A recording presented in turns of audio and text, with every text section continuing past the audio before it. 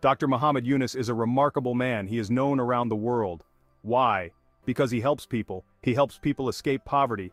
He does this through microfinance. This is a special kind of banking. It gives small loans to people in need. Dr. Yunus believes in people. He believes in their ability to rise above their circumstances. Dr. Yunus founded Grameen Bank. This bank has changed millions of lives. It has given hope where there was none. Dr. Yunus's work is an inspiration. He shows us that we can all make a difference. He challenges us to think differently. He asks us to see the potential in everyone. Let's learn more about this amazing man. Let's explore his journey, and let's understand the power of his ideas.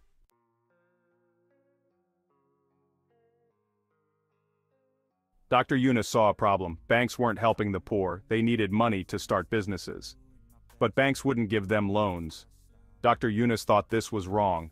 He knew poor people could be successful. They just needed a chance. So he took a radical step. He gave out small loans himself. He used his own money. He lent to poor villagers in Bangladesh. He didn't need collateral. He believed in their honesty, and he was right. The villagers paid back their loans. They used the money to start businesses. They lifted themselves out of poverty. This was the beginning of something big.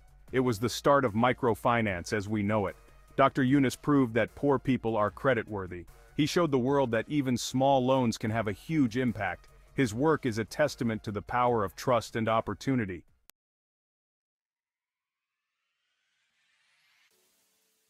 Dr. Yunus's idea began to spread. People around the world took notice. They saw the power of microfinance. They wanted to replicate its success. Grameen Bank became a model. It inspired similar institutions globally. Dr. Yunus showed that poverty is not inevitable. He demonstrated that with a little help, people can break free. His work is a source of hope. It is a reminder that change is possible.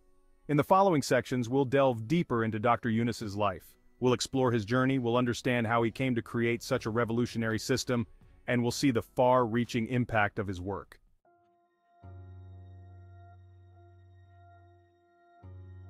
Muhammad Yunus was born in 1940. His birthplace was the village of Batua. This small village is in Chittagong, Bangladesh. He was the third of 14 children. His father was a successful goldsmith. His mother was a woman of great compassion. She instilled in him the importance of helping others. Yunus's childhood was happy.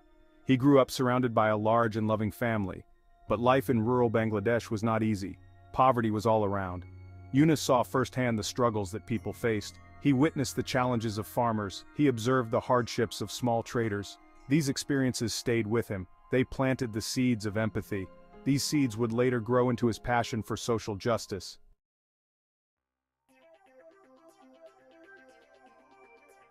Yunus was a bright and curious child. He excelled in school. He had a thirst for knowledge.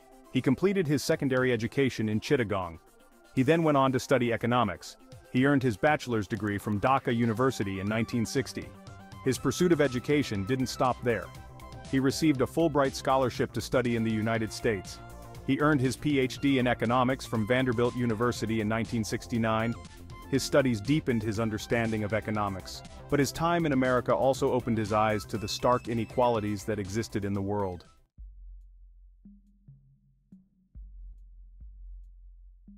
After completing his studies, Yunus returned to Bangladesh. He became a professor of economics at Chittagong University. He was passionate about teaching. He wanted to inspire his students. He challenged them to think critically about economic theories. He encouraged them to apply their knowledge to real-world problems. However, Yunus was not content with just teaching. He wanted to make a tangible difference in the lives of the poor. The traditional economic models seemed inadequate. They didn't address the root causes of poverty. Yunus was determined to find a better way. He was searching for a solution that would empower the poor. He envisioned a system that would give them control over their own destinies.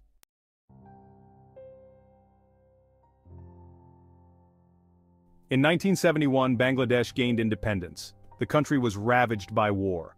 There was widespread famine and poverty. Yunus was deeply affected by the suffering he saw around him. He felt a moral obligation to act. He couldn't stand by and watch as his people struggled. He began to visit villages. He wanted to understand the challenges faced by the rural poor. During these visits, he had a profound realization. He learned that even small amounts of money could make a huge difference. He saw how a tiny loan could help a woman buy a cow. This cow could provide milk to sell.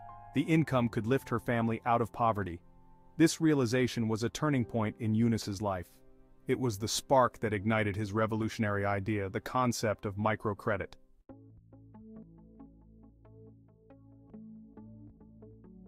Dr. Yunus returned to Bangladesh with a head full of knowledge. He became a professor. He taught economics. He taught at Chittagong University. He was a good teacher. He made his students think. He wanted them to question things. He wanted them to find solutions. But Dr. Yunus wasn't satisfied with just teaching. He saw poverty around him. He wanted to do more. He wanted to make a real difference. He believed in the power of action. He knew knowledge was important, but he also knew action was crucial. Dr. Yunus began to explore new ideas. He questioned traditional economics. He thought it was failing the poor. It didn't offer them real solutions. He wanted to find a better way. He wanted to empower people. He wanted to give them the tools to lift themselves out of poverty. Dr. Yunus saw a flaw in the system. Banks wouldn't lend to the poor. They demanded collateral, but the poor had none. Dr. Yunus knew this was wrong. He believed in the poor. He knew they were trustworthy. He lent money from his own pocket. They repaid every penny. This small experiment was a revelation. It showed that the poor were creditworthy.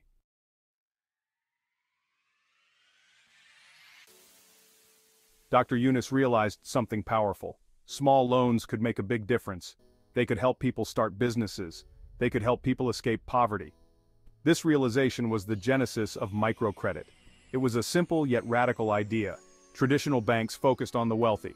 They offered large loans. They demanded collateral. Microcredit was different. It focused on the poor. It offered small loans. It didn't require collateral. It was based on trust and solidarity. Dr. Yunus's experiment with the bamboo stool makers showed the potential of this idea. It demonstrated that the poor could be successful entrepreneurs. It proved that they could be trusted with loans. This success fueled Dr. Yunus's passion. It inspired him to take his idea to the next level. He envisioned a world where everyone had access to financial services. He dreamed of a world free from poverty.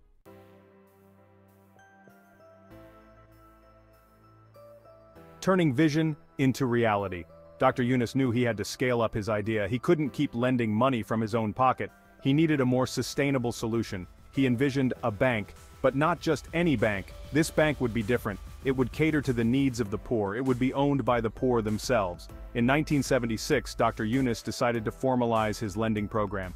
He established the Grameen Bank project. Grameen means rural in Bengali. This name reflected the bank's focus on rural communities. The project started in a small village called Jobra. This was the same village where Dr. Yunus had conducted his first experiment with the bamboo stool makers.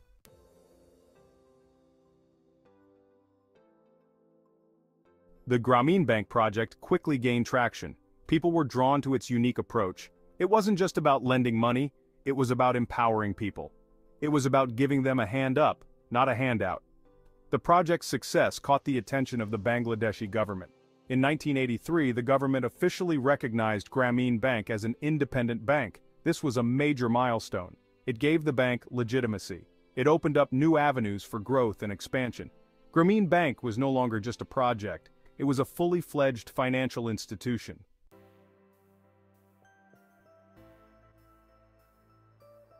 What made Grameen Bank different? It wasn't just its target clientele, it was its core principles. Grameen Bank operated on a simple yet powerful philosophy: trust, solidarity, and self-reliance. The bank didn't require collateral, it relied on group lending. Borrowers formed small groups. They supported each other. They held each other accountable for repayments. Grameen Bank also recognized the importance of education. It provided financial literacy training to its borrowers. It taught them about savings, investment, and business management. This holistic approach set Grameen Bank apart from traditional banks. It wasn't just about providing financial services. It was about social and economic empowerment.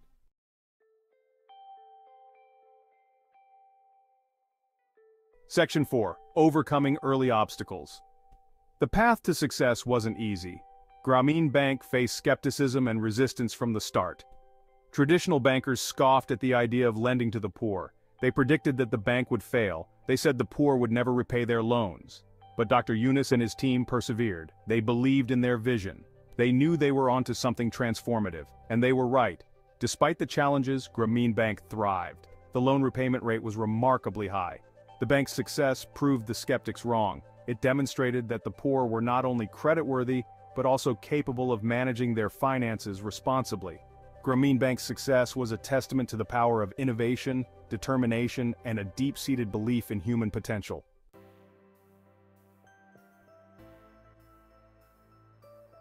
Grameen Bank's impact was profound. It touched the lives of millions. It empowered women in particular. Women were often excluded from traditional banking. They lacked collateral. They lacked access to education. Grameen Bank recognized their potential. It targeted women as borrowers. The results were transformative. Women became economic actors. They started businesses. They invested in their children's education. They gained financial independence. This had a ripple effect on their families. It strengthened communities. It broke down gender barriers. Grameen Bank proved a point. Empowering women empowers everyone. It unlocks a society's true potential. It creates a more just and equitable world.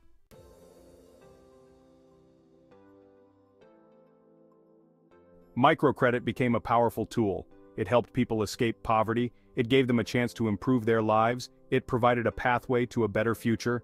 Borrowers used their loans to start small businesses. They opened shops. They bought livestock. They invested in their skills. These businesses created jobs. They generated income. They stimulated local economies. Microcredit wasn't just about handouts. It was about creating opportunities. It was about empowering people to become self-sufficient. It was about breaking the cycle of poverty.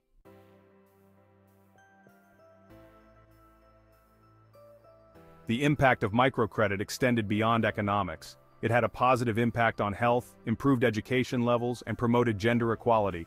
It also fostered a sense of community. Borrowers gained confidence and became leaders in their communities. Grameen Bank's success inspired others, showing that poverty was not insurmountable. It demonstrated the power of innovative solutions and highlighted the importance of social responsibility.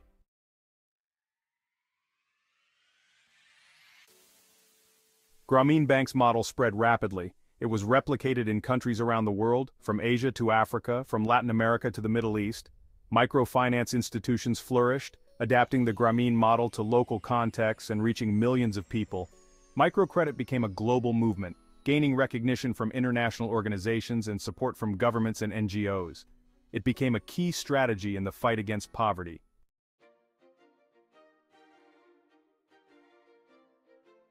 Dr. Yunus's work did not go unnoticed. The world recognized his achievements. He received numerous awards. He earned global recognition for his revolutionary approach to poverty alleviation. His work garnered praise from world leaders, economists, and development experts. In 2006, Dr. Yunus received the Nobel Peace Prize. It was a momentous occasion. He shared the prize with Grameen Bank. The Nobel Committee recognized their efforts to create economic and social development from below. This award cemented Dr. Yunus's place in history. It highlighted the importance of microfinance as a tool for peace and progress. His accolades extend far beyond the Nobel Prize. He has received over 100 honorary degrees from universities worldwide. He has been awarded prestigious prizes in numerous countries, including the United States Congressional Gold Medal, the Presidential Medal of Freedom, and the Ramon Magsaysay Award, often dubbed as Asia's Nobel Prize.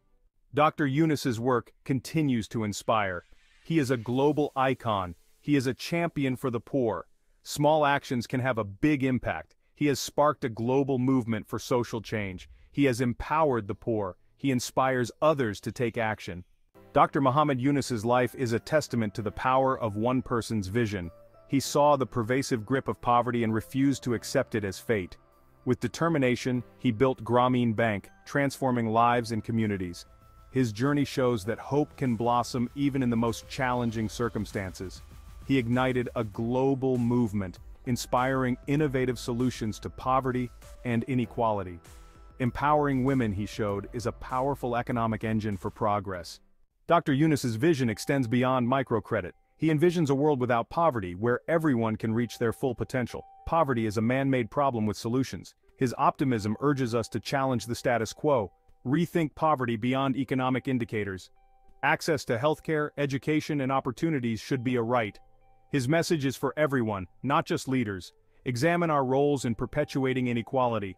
His life shows that challenges can be overcome with courage and innovation. Embrace hope. A world without poverty is achievable. His legacy invites us to build a brighter future.